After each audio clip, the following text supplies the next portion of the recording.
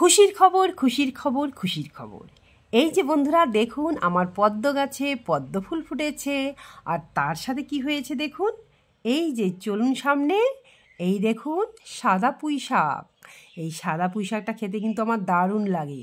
তো এই টবের মধ্যে গাছটা হয়েছে আর আমি উঠিয়ে দিয়েছি, মানে ডালটা উঠিয়ে দিয়েছি পদ্ম গাছের মধ্যে। তো এখান থেকে আমি 3টা পুঁই শাকের আগাল কেটে নেব। আর পুঁই শাকটা আমি কোন সবজির সাথে রান্না করব আপনারা দেখতে থাকেন।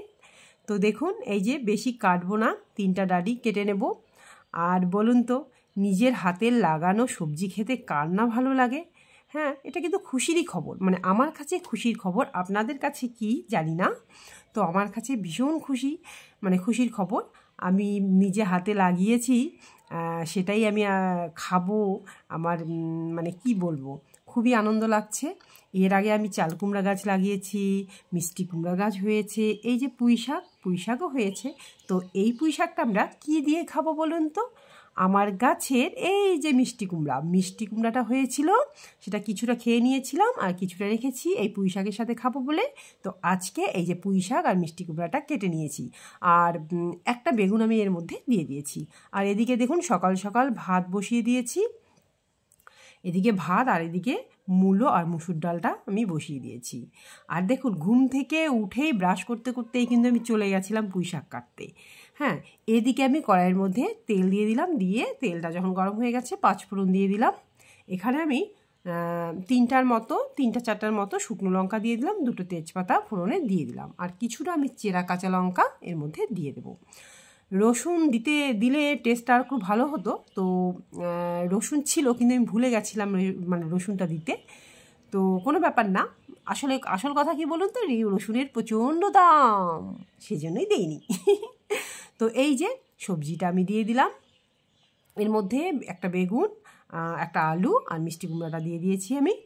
তো আগে সবজিটা দিয়ে দিলাম, তারপর আমি শাকটা ধুয়ে টুয়ে বসিয়ে দেবো।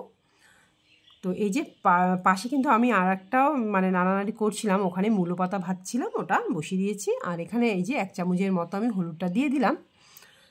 এবার আমি লবণটাও স্বাদ মতো দিয়ে দেব।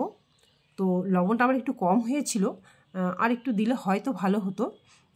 তো পরে রান্নার পর আমি টেস্ট করে দেখব তারপরে, কারণ আমার কাছে সবজিগুলো সবসময় লবণটা বেশি হয়ে যায়, মানে আমার লবণের আইডিয়াটা ঠিক মতো এখন আসেনি, মানে হয় না। তো এই যে সবজিটা কিছুটা একটু মেতে গেছে, এর মধ্যে আমি একটার অর্ধেক টমেটো দিয়ে দিলাম। এবার আমি এর মধ্যে শাকটা ধুয়ে রেখেছি, শাকটা দিয়ে দেব। তো এই সবজিটা কে খেতে ভালোবাসেন বলুন তো? আমার কিন্তু ভীষণ ভালো লাগে।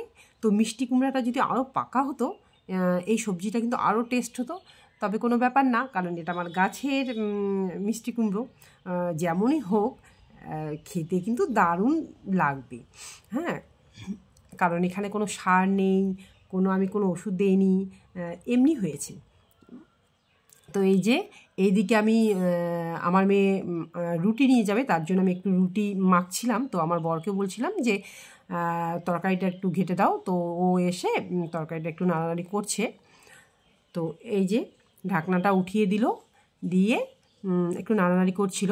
তারপর আমি আবার চলে এসে আমি আদা বাটা আর একটু কাঁচা লঙ্কা বাটা দিয়ে দিয়েছি। কিছুক্ষণ নাড়ানাড়ি করলাম আদা বাটাটাকে। তারপরে আমি 1 চামচের মতো এখানে আমি জিরে গুঁড়ো দিয়ে দেব। জিরে গুঁড়োটা দিয়ে দিলাম, দিয়ে আমি এবার সবজিটাকে ভালো করে কিন্তু কষিয়ে নেব, মানে মশলাটার সাথে সবজিটা ভালো করে কিন্তু মানে কষিয়ে নিতে হবে। তো এই যে কষাচ্ছি। তো দেখুন, যখন একটু খুব সুন্দর একটা সেন্ট বের হয়ে যাবে, তখন কিন্তু এখানে জলটা দিয়ে দিতে হবে। আর সব কিছু ভাজাভাজি হয়েও গেছে। তো এই যে আমি জল দিয়ে দিলাম, জলটা একটু বেশি দিয়ে দিলাম, কারণ হচ্ছে পুঁই শাকের ডাঁটিটা একটু সেদ্ধ হবে সেজন্য। তো এখানে আমি কিছুটা ধনেপাতা কুচি দিয়ে দিলাম। এবার আমি একটা ঢাকনা দিয়ে ঢেকে দেব, যাতে পুঁই শাকের ডাঁটিটা সেদ্ধ হয়ে যায়। তো এই যে সেদ্ধ হয়ে যখন যাবে, জলটাও কমিয়ে আসবে, তখন নামিয়ে নিলাম।